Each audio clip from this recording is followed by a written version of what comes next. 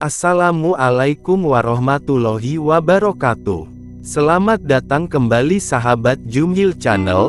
Semoga sahabat Jumhil Channel selalu dalam keadaan sehat walafiat, dan selalu ada dalam lindungan Allah Subhanahu wa Ta'ala Azza wa Jalla.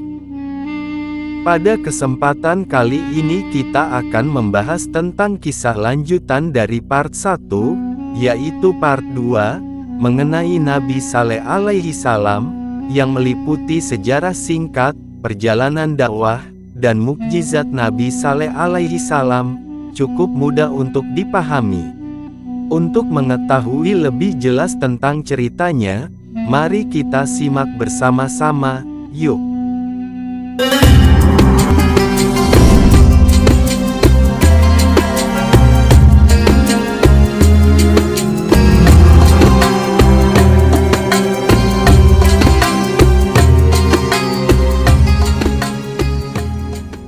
Part 2. Sedangkan kelompok yang menentang Nabi Saleh AS dipimpin oleh Zu'ab bin Amru bin Lubayt al-Habab dan Rabab bin So'ar bin Julmas. Zu'ab dan Rabab bahkan menghalang-halangi ketika Nabi Saleh AS hendak mengajak sepupunya yaitu Junda bin Syihab untuk mengikuti ajarannya. Kelompok penentang yang diketuai oleh Zu'ab dan Rabab berpendapat bahwa Nabi Saleh AS terkena sihir. Mereka tidak terima dengan ajaran yang dibawa oleh Nabi Saleh AS. Selain itu, Nabi Saleh alaihi salam juga dianggap sebagai penipu, karena mereka tidak percaya apabila utusan Allah SWT adalah manusia biasa sama seperti mereka, sehingga mereka menuntut mukjizat sebagai bukti kerasulannya. Mukjizat Nabi Saleh, unta betina yang keluar dari batu sebagai salah satu mukjizat Nabi Saleh AS. Dijelaskan oleh para mufasir bahwa sebagai bukti kerasulan Nabi Saleh AS, kaum Tsamud menantang beliau untuk dapat mengeluarkan seekor unta betina yang sedang hamil 10 bulan dari sebuah batu besar yang ditunjuk oleh mereka. Nabi Saleh AS pun menyanggupi permintaan kaum Tsamud tersebut dan mulai berdoa kepada Allah SWT. Kemudian dengan kuasa Allah SWT, dari permukaan batu yang dipukul oleh tangan Nabi Saleh AS keluarlah unta betina dengan ciri-ciri sama persis seperti yang disebutkan oleh kaum Tsamud. Unta tersebut dikenal dengan sebutan, unta betina Allah. Maka terperanjatlah mereka. Kejadian mukjizat tersebut membuat sebagian dari kaum Tsamud yang menyaksikannya menjadi pengikut Nabi Saleh AS. Namun ada pula yang masih pada pendiriannya untuk menentang Nabi Saleh AS. Maka bersabdalah Nabi Saleh AS, "Hai kaumku, inilah unta betina dari Allah sebagai mukjizat yang menunjukkan kebenaran untukmu, sebab itu biarlah dia makan di bumi Allah, dan janganlah kamu mengganggunya dengan gangguan apapun yang akan menyebabkan kamu ditimpa azab yang dekat." Qs. Hud ayat 64. Dan janganlah kamu sentuh unta betina itu dengan sesuatu kejahatan, yang menyebabkan kamu akan ditimpa oleh azab hari yang besar. Qs. Asy-Syu'ara ayat 156. Seperti yang diriwayatkan dalam Al-Quran, Nabi Saleh AS berpesan kepada umatnya untuk tidak berbuat jahat kepada unta betina Allah. Bahkan Nabi Saleh AS mengizinkan kaumnya untuk memerah dan mengkonsumsi susu unta tersebut secara bergantian. Namun hal tersebut tidak serta-merta membuat mereka bersyukur dan berterima kasih. Para penentang Nabi Saleh AS bahkan tidak suka akan kehadiran unta tersebut karena dianggap meminum banyak air di sumber mata air milik mereka. Terbunuhnya unta betina Allah. Para kaum Tsamud yang menentang Nabi Saleh AS merasa kesal karena banyak ternak mereka yang kekurangan air. Mereka menganggap kehadiran unta betina hanya menambah beban mereka karena menghabiskan jatah air di sumber mata air. Mereka pun segera memikirkan rencana jahat untuk membunuh unta betina tersebut. Di antara orang-orang yang berencana melakukan pembunuhan terhadap unta betina Allah, terdapat dua wanita yang menjadi provokator rencana tersebut. Dua wanita tersebut adalah Saduk binti Mahya bin Zuhair al-Muhtar dan Unaizah binti Gunaim bin Mijelas.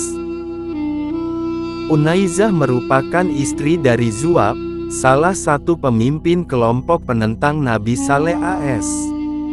Unaizah dan Zuab memiliki 4 orang anak perempuan dan membentuk perjanjian dengan Qudar bin Salif untuk dapat memilih salah satu anaknya apabila berhasil membunuh unta betina. Saduk pun melakukan hal yang sama, yaitu menawarkan dirinya sendiri pada Misra bin Mahraj bin Mahya apabila Misra mampu membunuh unta tersebut. Qudar dan Misra, yang tergiur dengan tawaran kedua wanita tersebut pun bertekad penuh untuk membunuh unta betina dengan mengajak 7 pemuda yang lain.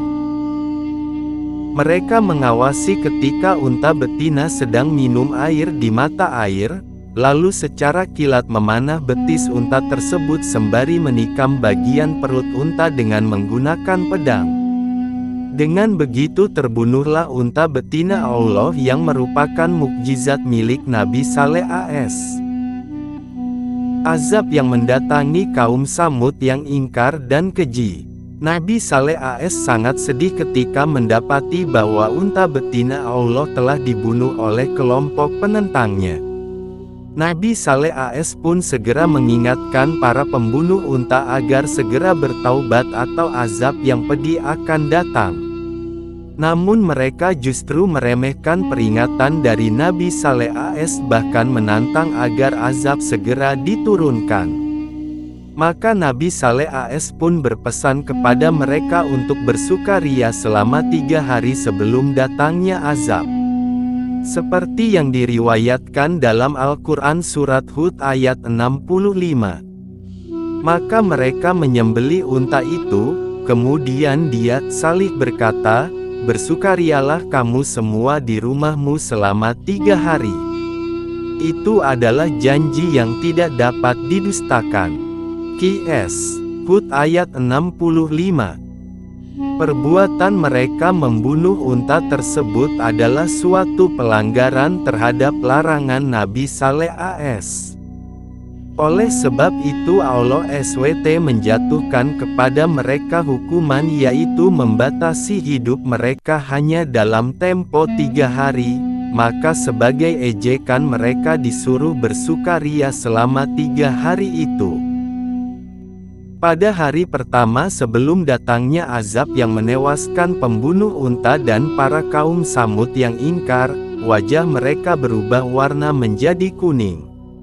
Pada hari kedua, wajah mereka menjadi merah. Dan pada hari ketiga, wajah mereka menjadi berwarna hitam. Diriwayatkan oleh Ibnu Katsir, pada hari keempat setelah matahari terbit maka datanglah azab Allah SWT yang dahsyat kepada kaum Samud yang ingkar. Azab yang diterima oleh mereka adalah terdengarnya suara keras dari langit dan terjadilah gempa bumi yang dahsyat sekali. Para pembunuh unta dan kelompok penentang Nabi Saleh AS pun mati bergelimpangan di rumah mereka masing-masing. Diceritakan bahwa tidak ada satupun kelompok penentang Nabi Saleh AS yang selamat, kecuali Kalbah binti As-Sal.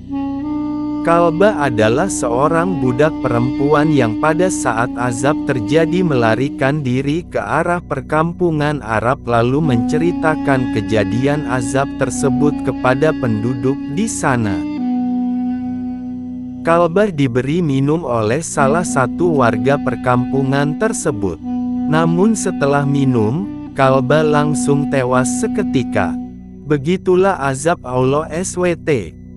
Sedangkan Nabi Saleh AS dan para pengikutnya yang beriman kepada Allah SWT selamat dari kejadian tersebut. Meskipun tidak diceritakan dalam Al-Quran mengenai kehidupan Nabi Saleh AS dan pengikutnya setelah kejadian yang menimpa kaum Tsamud, namun terdapat sumber yang mengatakan bahwa mereka berpindah ke daerah Ramlah di kawasan Palestina.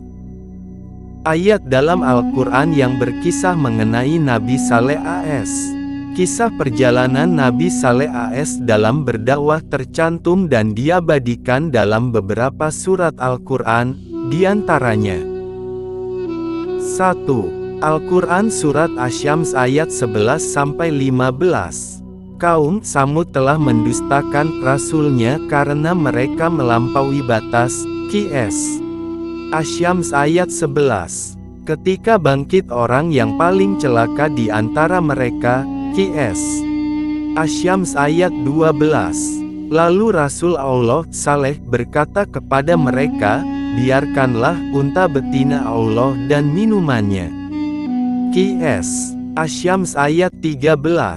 Lalu mereka mendustakannya dan menyembelih unta itu, maka Tuhan mereka membinasakan mereka disebabkan dosa mereka, lalu Allah menyamaratakan mereka dengan tanah. Qs. Asy-Syams ayat 14. Dan Allah tidak takut terhadap akibat tindakannya itu. Qs. Asy-Syams ayat 15. 2. Al-Quran Surat Hud ayat 61-68. Dan kepada kaum Tsamud kami utus saudara mereka, Saleh. Dia berkata, wahai kaumku, sembahlah Allah, tidak ada Tuhan bagimu selain Dia. Dia telah menciptakanmu dari bumi tanah dan menjadikanmu pemakmurnya, karena itu mohonlah ampunan kepadanya. Sesungguhnya Tuhanku sangat dekat rahmatnya dan memperkenankan doa hambanya. Qs. Hud ayat 61. Mereka kaum Tsamud berkata, wahai Saleh, sungguh, engkau sebelum ini berada di tengah-tengah kami merupakan orang yang diharapkan, mengapa engkau melarang kami menyembah apa yang disembah nenek moyang kami? Sungguh, kami benar-benar dalam keraguan dan kegelisahan terhadap apa agama yang engkau serukan kepada kami. Qs. Hud ayat 62. Dia, Saleh berkata, wahai kaumku, terangkanlah kepadaku jika aku mempunyai bukti yang nyata dari Tuhanku dan diberinya aku rahmat kenabian darinya, maka siapa yang akan menolongku dari azab Allah jika aku mendurhakainya? Maka kamu hanya akan menambah kerugian kepadaku.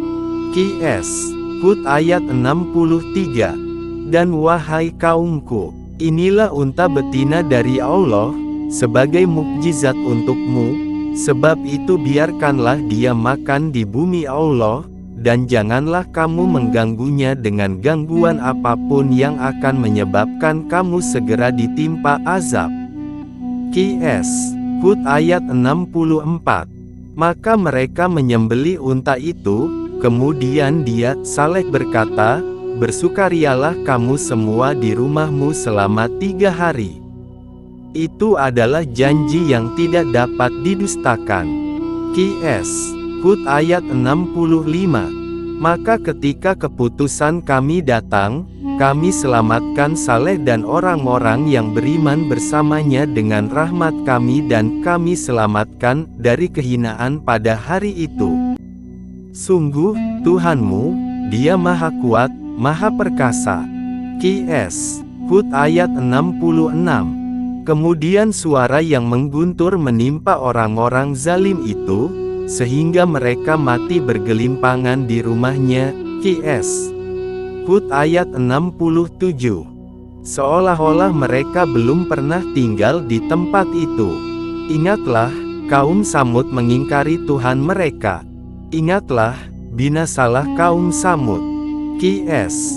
Hud ayat 68. Selain terdapat dalam surat Asy-Syams dan surat Hud, Kisah mengenai Nabi Saleh AS juga diriwayatkan dalam surat Al-Qamar ayat 23-32, surat Fussilat ayat 17-18,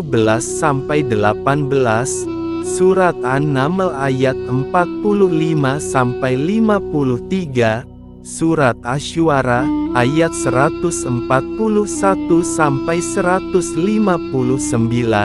surat Al-Isra ayat 59, surat Al-Hijr ayat 80-84, dan surat Al-A'raf ayat 73-79.